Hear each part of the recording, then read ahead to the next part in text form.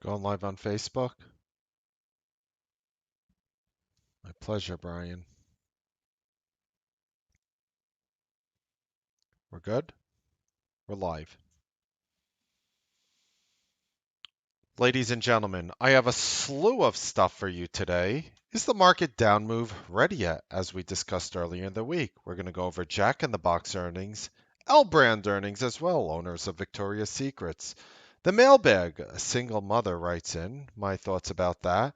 A $685 value for $49, a P&L update for November, and my algo levels. Do you think I could do the show in less than 15 minutes? I bet I can. I am Mark Melnick. This is the Newsbeat Show.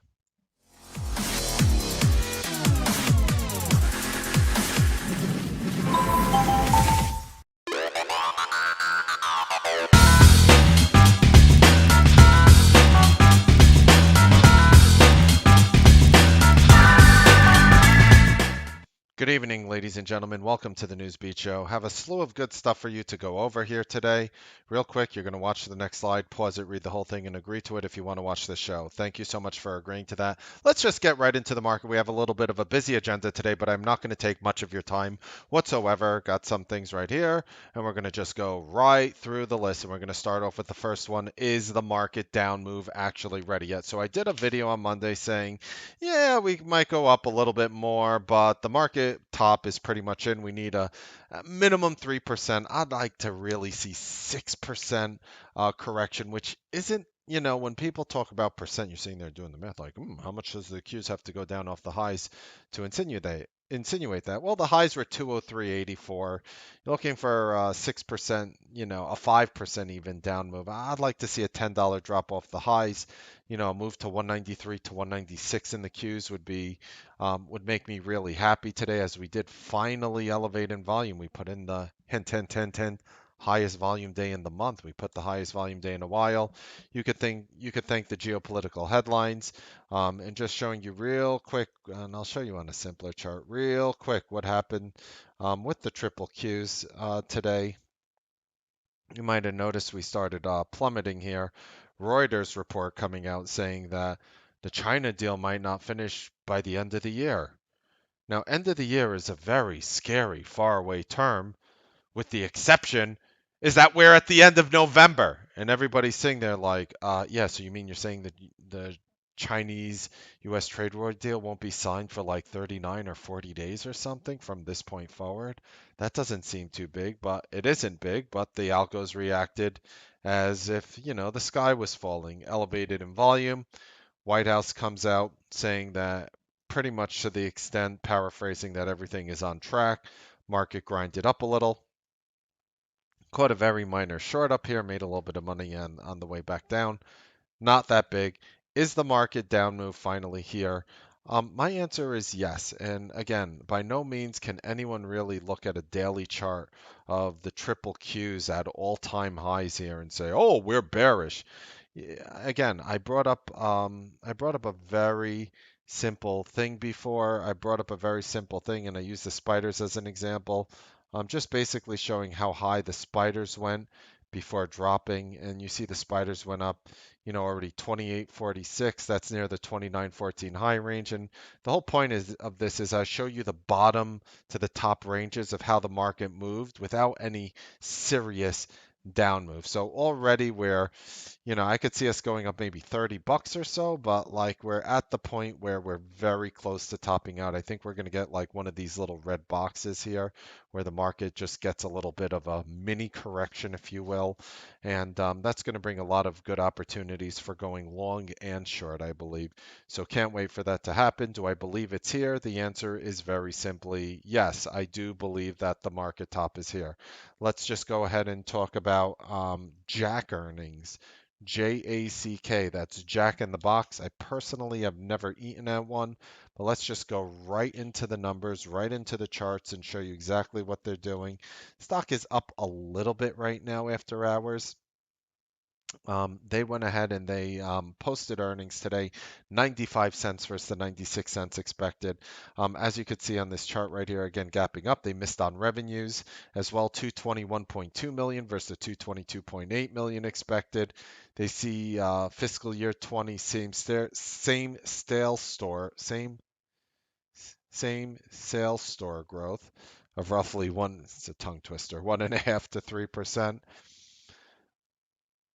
Nothing special here. Nothing special with these earnings. In fact, the only reason why I feel it's up a little right now is the fact that it's one of the names that are not near the all-time highs. The all-time high for the company, 113.30. The stock got, obviously like a 30% haircut from those levels, if you will. And you can see the stock a little beaten up. It's up, just a couple points after hours right now. I thought the Jack in the Box earnings were bad.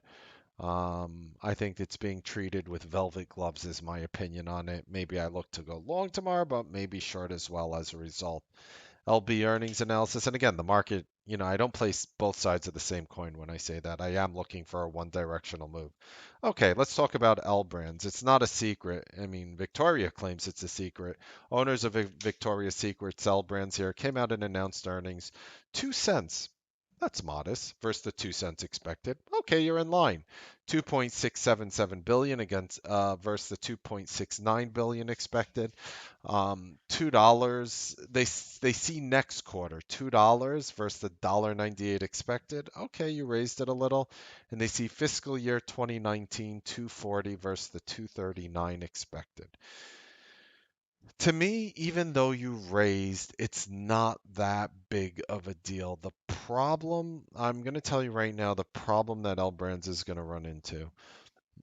The problem is when people tend to sell, and this is a fact, no matter how much you want to or not want to hear this. Um, they sell, for the most part, women's clothing and colognes and whatnot, and lingerie, from underwears, bras to nightgowns to perfumes to, I think, costume jewelry. Do they sell as well? I haven't been in a Victoria's Secrets in many years, but you know, uh, the problem with it is all the stores that are selling intimate things, people want to see them in person. I don't think a lot, and again, there are of course exceptions to the rules, but my argument is even if a quarter of people out there, of women out there women who shop at these stores at like a Victoria's Secrets, even if a quarter of them refuse to buy a pair of underwear or a bra or a nightgown online because they want to go to the store and try it on first, that's literally spells the death of the company. And you might be sitting there like, why?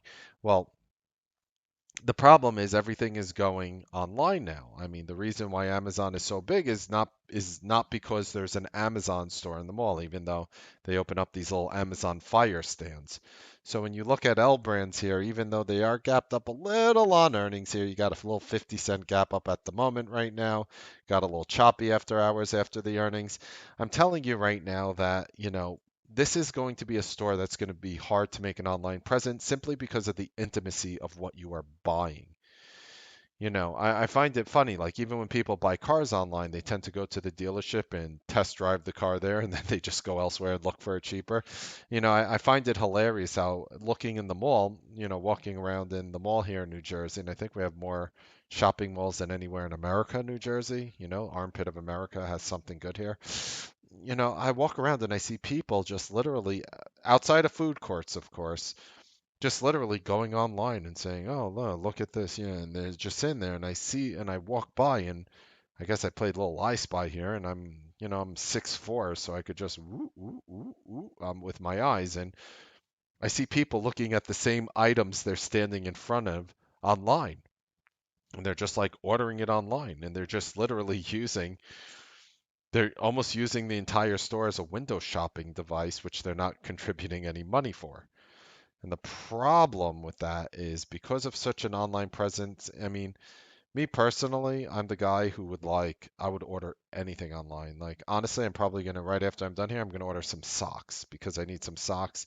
I ordered Tommy John underwear online. Awesome underwear. Love every part about it. there's something different when it comes for women because, you know, like I'll use my wife as this example woman. She'll buy clothes online. She prefers to try them on in the store, but all the clothes she buys online she returns. Like she'll buy like 10 things and she'll like try them all on. She'll like one of them or two of them and just return everything else. When you're dealing with underwear and bras, people are very unlikely to try on a pair of underwear and send it back. I mean, besides for the obvious disgusting aspect of other people wearing it, people tend to like to go to stores and see it themselves because it's a very intimate piece of clothing that is touching your body. Point is, I think their online sales are going to continue to suck. I think their numbers are decent and they do deserve a gap up here simply because, I mean, if I pull up a monthly of L Brands, this is the monthly of Victoria's Secrets. Would you believe me if I told you this stock was $101 back in November 2015? So exactly 4 years ago, this was a $101 stock. The problem is you have stocks like Amazon doing this on the monthly chart. And you have companies trying to, even Stitch Fix is having issues. They don't really sell the same thing, but Amazon has no problem taking returns. People return things to Amazon all the time. You're going to have a very hard time making a web presence with L Brands. Earnings were good. I'm a little bit skeptical. Next, we're going to go into just a quick mailbag that I wanted to share with you here today. To me, it was a very inspirational story, and I really love the messages you guys send me. And it starts off here um, basically saying, "Hi, Mark. I can't believe how happy I am to be in your room, how grateful I feel for all the help you provide. I joined less than a month ago and already turned around my win-loss ratio following your lead. I'm a very new trader, started back in January and still have a lot to learn. I'm a single mom living in South Florida, and there's a very good story I actually have for you being a single mother from South Florida. I actually was, when I lived in Florida, I was in Orlando, so I guess that's Central Florida. I'm a single mom living in South Florida. Moved down here from New York. I'm from New York as well. And my daughter is in high school, so my life evolves around her. First of all, just before I continue with the email, that is, yeah, you know, when I just hear people talk like that, it's sort of, with all the tens of thousands of traders you meet, when I just hear somebody talking about how, my life revolves around my child, it brings out sort of such a humbling part, like this humility of the trader, where it's just such coming from such a positive, pure, humble place. And when I see emails like this, they really touch me in a funny way. My background is IT management in the telecom industry. However, now I'm trading full time and struggling to pay my bills. I use Thinkorswim for charts to trade in my Fidelity IRA and my daughter's whatever UTMA. I'm sure that's one of her accounts. Spending the whole summer losing consistently was extremely toxic to both my psyche and as well as my accounts. Since I joined the Newsbeat room, I've been consistently green so far. I traded only 16 days, and she put in quotes, family responsibilities. I could understand. I can't imagine how hard it is. Even even I have two kids, but even I have a 1-year-old. But before he was even around, and I had one kid, like I stopped and like I honestly said, for as many things as I could do, I could not do that myself. So honestly, I look at you as superwoman raising, being a single mother. I look at you like a superwoman over here. Definitely, absolutely amazing. I traded only 16 days with 64% success thanks to your guidance, continuous support, persistence in trying to help traders who are struggling. Above all, I am so touched by your caring and compassion, which make you an amazing, wonderful human being. I am so fortunate to have joined Newsbeat. I hope my newly found consistency in trading continues with your help. My confidence level is still low. Don't worry, you will gain that as you continue to win. There's no way, there's nothing I can tell you that will boost your confidence. It's going to come just honestly from just win after just keep that consistency growing. And I struggle with several issues such as FOMO. FOMO is a very common issue. When you start making money consistently, you're not going to give a crap about anything you miss. People suffer FOMO because the issue is that you're not making money and and you see like all these other, for example, Newsbeat traders around you making thousands, tens of thousands of dollars around you, and you're like, yo, I should be part of those trades. What are they seeing that I'm not? And that's where the FOMO really derives. But as you learn to make consistent money, there are traders in the room over the past few days who are doing much better than me, much, much, much better than me, and it makes me proud and I'm honored. But honestly, the wins is what's going to cure your FOMO. There's nothing else. And I know people like to tell you ways to get over it. Unless you're winning consistently, there is no way to get through it. And trust me, I spent 20 years as a trader, 12 years helping tens of thousands of traders. Believe me, I've seen enough. I also can't seem to choose the right stocks, and I have quite a few bags of small cap stocks in my account that I do not have the heart to sell. I would greatly appreciate your help, and thank you so much for the wonderful job that you do every day in the room. I can't tell you what to do legally as I'm not a financial advisor. Personally, me, I would segregate the small cap names from your account. The problem is, to the lady who wrote this, is that you are suffering psychological toxicity from looking at your small caps every day. Whether your small caps are up or down, you are going to suffer from having them in your account. I'll prove it to you. Let's say your small caps are up on the day. You log in your account and you're up. I'm going to make up a number. I don't know how many small caps you are or what kind of movements you have. Doesn't matter if it's $500, $100. Let's say you come in and you're up big. You're up $2,000 in your small counts. God bless you. I hope you are. And then you start intraday trading and you lose a few $100. It's not a big deal because you're up 2000 overall and now you're only up 1700 to the day thanks to your small caps that you were in overnight. Already you are justifying losing trades based on overnight positions. That is an extremely toxic take. And let's take the counter argument. Now you're down $2,000, God forbid. I really hope you're not, but I'm just saying on the day in and day out basis, watching your P&L swing with swing trades, your swing small cap trades, whichever names you're holding, which I'm unaware of. You know, I obviously shy away from small cap names, but like even if you're down 2 grand in a small, and yes, there's like a five, there are a couple small caps I've looked at over time, but overall, I stay away from them. I try to segregate these names from my account. So you need multiple accounts. You need to move those to someplace else simply so you don't look at it in front of your face every morning. Now, let's say you're down $2,000. All of a sudden, you need to trade. You need to make it back. You're down money. You're bummed. And guess what? The market just opened and you didn't even do an intraday trade yet. And already you are feeling down. You see that glaring negative P&L right in front of your face. And you didn't even do anything. The best bet is to take it aside. You know how many times I have to log in an account and see a seven-figure P&L on my swing trade, on my Newsbeat stock of the year? You know how I avoid capping out and just saying screw it, that's over $1 million? I do it by not looking at it. That's how you swing trade without causing toxicity. The problem with swing trades or traders are just constantly looking at it. You're walking around on your phone, you're constantly tracking it. You have to segregate your swing trades from your intraday trades. That goes for everybody out there, whether you're doing small caps like the lady who emailed me, or you're doing something else. Segregate it so you don't have to see it. If you don't want to sell it, I can't tell you to hold it or sell it. But I can tell you that looking at it in front of your face every day is an extremely toxic situation. $685 value for $49. There's a link in the description if you want, t3live.com/mm. You get 30 days of our room, the Active Trader Summit replay, as well as my Algo Trendline class. It's the #1 class sold here at T3. You get it for $49 over the next 4 hours. If you are interested in that, go ahead. Link is in the description. That's enough said. I don't need to talk about it more.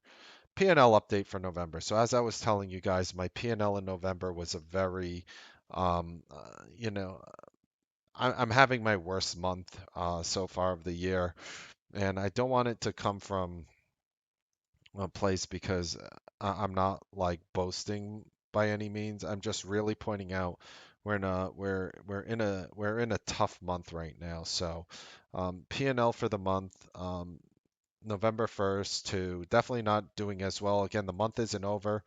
I'm still excited. I would love to nail another 10, 20, 30, 40 grand before the end of the month.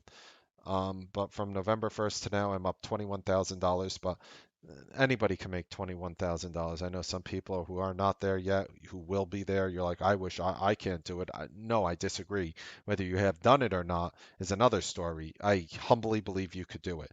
Look at the cost basis right here. This is what I want to show you. $252,519 and 27 cents. And what I'm going to do is I'm going to divide it on the number of trading days since November 1st. So November 1st was a Friday. So that is a total of 5, 10, 11, 12, 13, 14 trading days. 14 trading days this goes to. November 1st to November 20th is 14 trading days. So I'm going to divide this number by 14. And I need you to see that on average, and again, some days are higher, some days are lower. I'm sure today was a lower day for me. On average, I am doing this with $18,000. No, there's some days where I use more than 18,000. I'm not, saying anything with anything, but on average, I mean, we're taking just the average here. I am putting $18,000 into the market, and guess what? That's every day, every trading day. So pretty much if you have like 25,000 in buying power, 20,000 in buying power, you could pretty much do what I'm doing. You really don't need a lot of money to make a lot of money. People see these numbers and they're like, "Oh my God, you must have like a $500,000 million account or more." And even if it's more, you have to understand the money that I'm actually doing it within this account is I'm pretty much trying to bang out about 100% of my account value in a modest option account every single month. And I know that sounds too good to be true. How do you make 100% of your money every month? It sounds insane.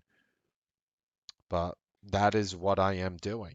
That is what I am doing. And no, I'm nowhere near doing 100% of my account this month in this account.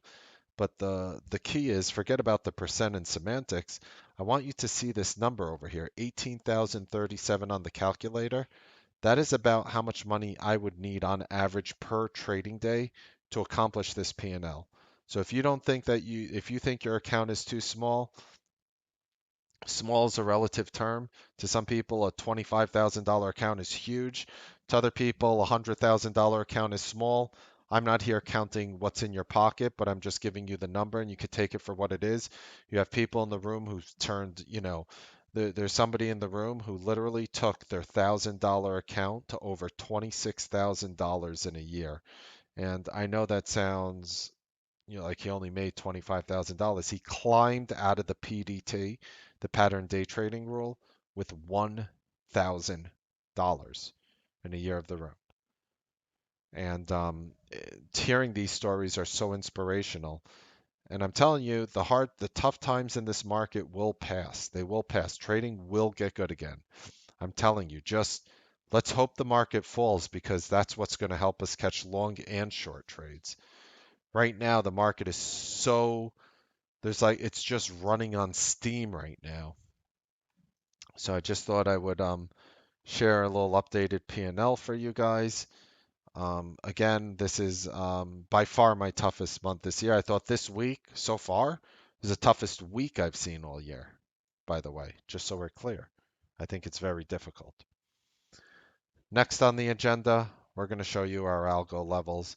These levels don't always hit, but when they do, I tend to have an easy time buying when support breaks and shorting when resistance breaks. I hope you guys enjoyed this Newsbeat show. Happy trading, make money. Remember, link in the description, which ends tonight. It ends midnight tonight. If you're watching this late, I apologize if you weren't there at the webinar. You get a lot of goodies for the Newsbeat room for $49. Link in the description. Slap the like button if you like these videos. Again, I don't monetize on the YouTube and Facebook videos, but it does let me know that you enjoy what I am doing here. So slap the like button. Let me know that you like it. So and I will continue to know what kind of content I could continue to deliver to you. I hope you guys enjoyed the show. Happy trading, make money. I'll see you guys tomorrow on the Newsbeat live trading broadcast. Have a wonderful evening.